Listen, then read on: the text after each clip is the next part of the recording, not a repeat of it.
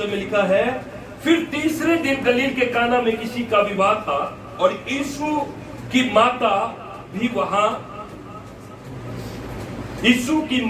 वहां थी। यीशु और उसके चेले भी उस विवाह में निमंत्रित थे। जब दाखरस घट गया तो यीशु की माता ने उससे कहा उनके पास दाखरस नहीं रहा। यीशु ने उससे कहा, हे महिला, मुझे तुझसे क्या काम, अभी मेरा समय नहीं आया। उसकी माता ने उसके सेवकों से कहा, जो कुछ वह तुमसे कहे वही करना। Praise the Lord. सब इधर देखो, ये वो घटना है जो यीशु मसीह के सेवकाई के शुरुआती दिनों में हुआ। यीशु मसीह एक विवाह में गए क्योंकि वो निमंत्रित थे, उनको वहां पर आने का न्योता दिया हुआ था। उस विवाह में गए और यीशु के साथ उसके चेले भी विवाह में गए और वहां पर यीशु की माता भी मरियम भी जो है मौजूद है। मैं ये सोचता हूं कि ये विवाह जो था यीशु मसीह के या मरियम के कुछ खास लोगों के या रिलेटिव्स के नजदीक में कोई विवाह था। मरियम के कुछ खास लोगों में या कुछ रिलेटिव्स के अंदर कुछ ये विवाह पक्का उनके ही अंदर होगा, इसलिए वहां पर मरियम भी है, इसलिए वहां पर यीशु भी। और यीशु कैसे? अपनी पूरी टीम के साथ, 12 चेलों के साथ। हालेलुया। इसका मतलब क्या है कि यीशु मसीह जो है वो विवाह को आदर देता है। हालेलुया। विवाह एक आदर की बात है और जितने जो विवाहित लोग हैं, मैं आज उनसे कहना चाहता हूं कि आपके विवाहित जीवन में यीशु मसीह होना जरूरी है। Praise the Lord. जहां पर विवाहित जीवन में यीशु मसीह मौजूद है, वो विवाहित जीवन बहुत आनंद से पूरा होगा। Hallelujah, hallelujah. और जिस विवाहित जीवन में यीशु मसीह नहीं है, भैया, वहां पर हमेशा डिफिकल्टी रहेगी, वहां पर दोष रोपण रहेंगे, वहां पर लड़ाई झगड़ा रहेगा, वहां पर कमियां घटिया रहेगी। इसलिए विवाहित जीवन में यीशु मसीह की मौजूदगी होने बहुत जरूरी है। दूसरी बात, ये उन लोगों के लिए भी मैं बोलना चाहता हूं जो अविवाहित लोग हैं, जो विवाह के लिए अपने सपने बुन रहे हैं। मैं उनके लिए बोलता हूं, जो विवाह है वो मनुष्य की योजना नहीं है, विवाह परमेश्वर की योजना है। ये मनुष्य की बल से, बुद्धि से, ताकत से नहीं होगा। याद रखना, उत्पत्ति के अंदर जब आप आदम के और हव्वा के जीवन को देखते हैं, उसका रचने वाला कौन है? विवाह की सृष्टि किसने की है ना? तो ये विवाह जो है एक बहुत ही गंभीर विषय है। हालेलुया। जो अविवाहित लोग हैं वो भी आज से ये प्रार्थना करें कि प्रभु, मैं जिस भी लड़के से या जिस भी लड़की से मैं विवाह करूं, उसके बीच में प्रभु तेरी मर्जी पूरी होनी चाहिए। आमीन। कितने लोग कहेंगे आज से? आपको प्रार्थना निवेदन दे रहा हूं मैं आज। Praise the Lord. आपको कहना है, और जितने विवाहित है वो क्या कहेंगे? विवाहित लोग क्या कहेंगे?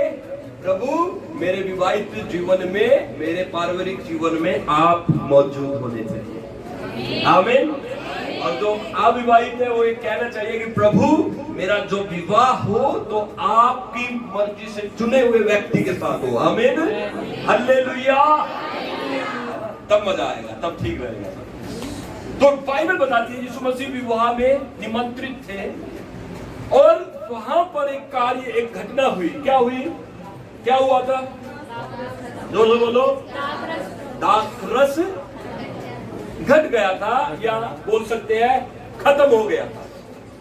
और विवाह में यदि ऐसा कुछ होता है तो बहुत ही एक अनादर की बात समझी जाती है, एक बहुत ही लज्जा की बात समझी जाती है। अच्छा, कितने लोग विवाह में जाते हैं, शादी में जाते हैं? हाथ उठाना भैया। कितने लोगों को शादी में जाना अच्छा लगता है? है ना, अच्छा लगता, नए कपड़े लाएंगे और तैयार होंगे और बढ़िया VIP बन के जाएंगे, ऐसा मजा आता ना, ठीक है। कितने लोगों ने अभी सबसे इंडिया की सबसे अमीर शादी देखी थी?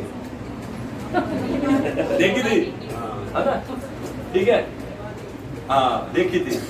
तो विवाह में जाना अच्छा लगता है, सबको अच्छा लगता है। अच्छा, विवाह में क्या याद रखते हो आप? जब घर आते हो तो क्या बात करते हो आप? हाँ बोलो। ये आधी दिन देर तक क्यों उठ रहा है? खाना याद रखते हैं। अभी वहां में से आने के बाद हम ज्यादा किसके बारे में बात करते हैं? लोगों के व्यवहार के बारे में। और अरे जरूरी नहीं है एक दूसरे को कॉपी करो, आप अलग अलग बताओ भाई, क्या बात करते हो? देखो तुम ही ऑनेस्ट है ना, ईमानदारी से बताओ क्या क्या बात करते हो आप लोग? खाने के बारे में बात करते हो, दूल्हा दुल्हन की जोड़ी जो थी बढ़िया थी, और अच्छा इंतजाम था। आपको बताओ एक चीज, सारी बात आप कर लोगे और सारी बात को आप भूल भी जाओगे, लेकिन एक ही बात आप जीवन भर याद रखोगे। आपसे 10 साल बाद भी पूछे तो वो क्या थी पता है? खाना अच्छा था। अगर वहां खाना अच्छा नहीं था तो आप 10 साल के बाद भी क्या कहोगे? खाना, अरे उन्होंने वहां बुला तो लिया लेकिन खाने की बात नहीं भूली जाती लोगों से, है ना। क्योंकि एक रेपुटेशन, एक इसमें इज्जत को भी जोड़ा जाता है। समझ रहे हो मेरी बात को? तो लोग जाते हैं सिर्फ खाते हैं। समझ रहे हो मेरी बात? ये ईमानदारी का क्वेश्चन है कि मेहमान जितने भी आते हैं उनको अच्छा खाना चाहिए और वो खाना खाकर जाएंगे और उसी से वो तुम्हारी तारीफ करेंगे। या सुन रहे मेरी बात को? आपको बताना चाहता हूं, जो विवाह में यीशु मसीह आमंत्रित है, जिस विवाह में यीशु मसीह आए हुए हैं, उस विवाह के अंदर क्या हुआ कि उनका दाखरस घट गया या समाप्त हो गया, और अभी विवाह में बहुत मेहमान आते जा रहे हैं, और सब लोग इंतजार कर रहे हैं कि उनके पास भी वो शरबत या वो दाखरस उनको भी सर्व किया जाएगा या उन्हें भी दिया जाएगा। कितनी बड़ी बात है कि लोग अंदर विवाह के बैंक्वेट के अंदर सब बैठे हुए इंतजार कर रहे हैं कि हमारे पास भी दाखरस आएगा, लेकिन अंदर रसोई में क्या हो रखा है? दाखरस। कितनी बुरी बात हो। और जूइश कल्चर, यहूदी रीति में ऐसा होता था, जो दाखरस है उसको ड्रिंक ऑफ सेलिब्रेशन करके माना जाता था। वो नहीं पिया तो शादी का आनंद नहीं होगा, शादी का सेलिब्रेशन अधूरा है, उसके बिना कुछ भी अच्छा नहीं लगता। जूस कल्चर में उसका होना बहुत अनिवार्य था, जो वहां पर खत्म हो चुका था। ड्रिंक ऑफ सेलिब्रेशन वहां पर नहीं था, वो खत्म हो गया था। और वहां पर हफ्तड़ मचने लगी और लोगों को बताया जाने लगा कि दाखरस नहीं है, इसको थोड़ा रोक कर चलो। आप मेरी बात समझ रहे हैं? वहां पर एक बड़ी हफ्तड़ मचने लगी और यीशु मसीह की जो माता थी मरियम, यीशु से आकर कहती है 3 वचन में, जब दाखरस घट गया तो यीशु की माता ने उससे कहा, उनके पास दाखरस नहीं, इसका समझते ना, नहीं रहा मतलब दैट इज फिनिश, खत्म। तो यीशु मसीह के पास गई और यीशु से कहा 4 वचन में, हे महिला, यीशु ने उससे कहा, हे महिला, मुझे तुझसे क्या कहा? अभी मेरा समय। उसकी माता ने उसके सेवकों से कहा, जो कुछ वह तुमसे कहे। Hello, silent. यीशु मसीह ने क्या कहा? 4 वचन पढ़िए जोर से कोई। यीशु ने उससे कहा, हे महिला, मुझे तुझसे क्या काम? अभी मेरा समय नहीं आया। हाँ, अभी मेरा समय नहीं आया। यीशु मसीह ने ये बात क्यों कही कि हे महिला, मुझे तुझसे क्या काम, अभी मेरा समय नहीं आया? क्या कारण था कि प्रभु ने ऐसी बात कही?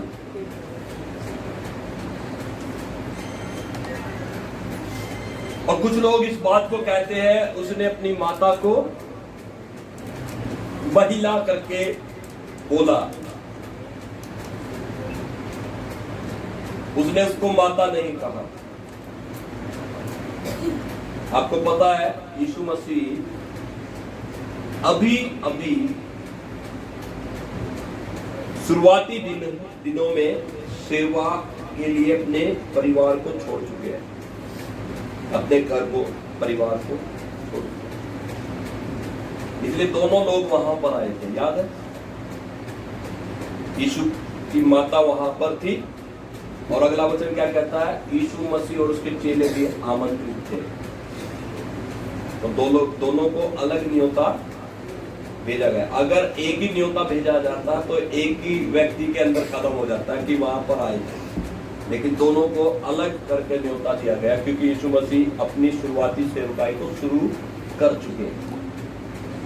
और यीशु मसीह ने अपने चेले को अभी अपने पास बुलाया है। वो नए निर्वाचित हुए हैं, उनको नया निर्वाचित किया गया यीशु मसीह के द्वारा।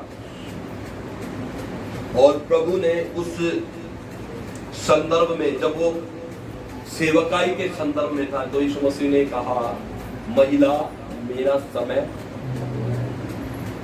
क्यों? क्योंकि यीशु मसीह इस पृथ्वी पर जिस कार्य के लिए भेजे गए थे, उस कार्य को करना यीशु मसीह के लिए बहुत अनिवार्य था। उसका जमीन पर किसी के साथ कोई नाता नहीं था। वो परमेश्वर का पुत्र था और उसने मनुष्य जाति के लिए अपने आप को क्रूस पर कुर्बान किया। और प्रभु ने कहा, मेरा समय नहीं आया। इसका मतलब क्या है? यीशु मसीह, मरियम चाहती थी कि यीशु मसीह वहां पर कुछ चमत्कार करे। मरियम की एक्सपेक्टेशन थी कि वो वहां पर क्या करे? कुछ मिरेकल करे, जिससे कि उस विवाह का, जो समारोह का जो भी इज्जत है वो बच जाए। इसलिए वो यीशु के पास जाकर कहती है, डायरेक्ट किसको रिपोर्ट करती है? यीशु मसीह को। कहती है कि इनके पास दाखरस नहीं रहा। यीशु कहता है, मेरा समय नहीं आया। क्यों? कौन सा समय नहीं आया? किस विषय पर यीशु मसीह ने ये बात कही थी? अभी मैं लोगों के बीच में प्रकट नहीं किया गया। प्रकट मतलब अब ये सभी लोगों को पता है कि यीशु मसीह मरियम का पुत्र है और यूसुफ का पुत्र है। ये उस परिवार से ताल्लुक रखता है। यीशु मसीह को अभी किसी ने भी नहीं जाना था। इसलिए यीशु मसीह ने कहा, my hour has not come, मेरा समय नहीं। उसकी सेवकाई अभी लॉन्च नहीं हुई है। उसके बारे में अभी लोगों के बीच में कोई भी चर्चा नहीं है, कोई भी विचार नहीं है। इसलिए यीशु मसीह ने कहा, my time has not come, मेरा समय नहीं आया। सेवकों से कहा, जो कुछ वह तुमसे कहे। मैं बताना चाहता हूं, गॉड ऑनर फेथ, परमेश्वर विश्वास का आदर करता है।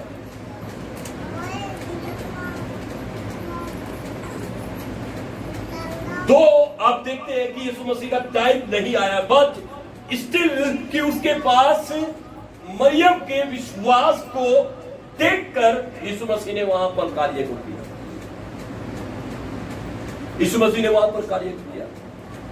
उसके विश्वास को देखकर जो उसने कहा, उसके सेवकों से कहा, जो वो तुमसे कहे वही तुम करना।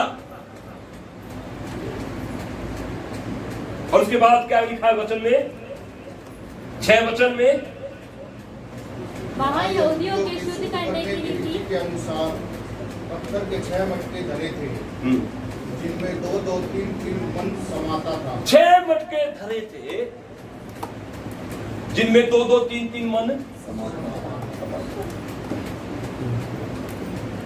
और आगे क्या लिखा है, आगे पढ़ते जाए 7 वचन में। यीशु ने उससे कहा, मटकों में पानी भर दो। उन्होंने उन्हें मुंह भर दिया। यीशु ने उस अपने सेवकों से कहा, मटकों को पानी से भर दो, और उसने उन्हें मुंह। Hallelujah, hallelujah. आपको पता है मटके जो पत्थर के, जो मिट्टी के वो रखे हुए थे, वो खाली थे, और खाली मटकों का कोई भी इस्तेमाल नहीं किया जा सकता। उन मटकों का कोई भी पर्पस नहीं है जब तक वो खाली है, वो यूजफुल नहीं है, वो यूजलेस है।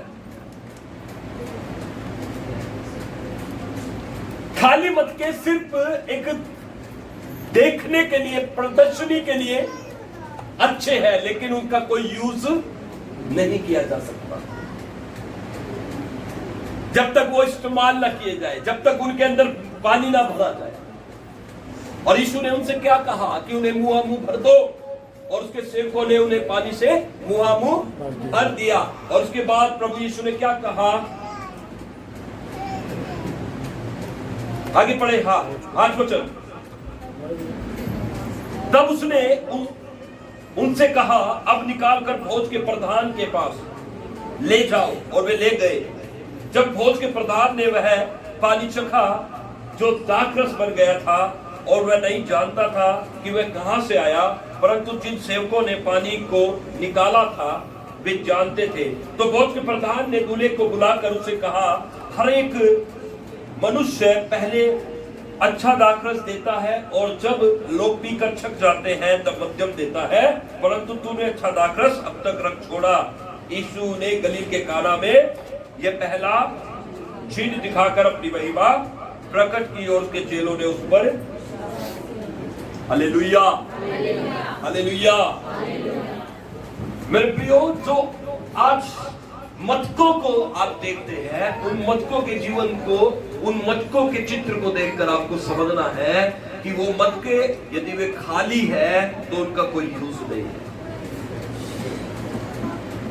और वो ही उसी तरीके से आपको मैं बताना चाहता हूं, यदि एक विश्वासी के जीवन में अगर पवित्र आत्मा की उपस्थिति नहीं है, वो खाली है, तो वो प्रदर्शनी है, खाली देखने में ठीक है, अच्छा है, लेकिन यूजफुल नहीं होगा, यूज नहीं होगी।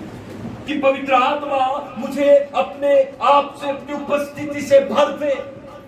अगस्त के महीने में आप अपनी प्रार्थना में इस बात को ज्यादा शामिल करें कि पवित्र आत्मा मुझे अपनी सामर्थ्य में, अपने अभिषेक में मुझे भर दे। हालेलुया।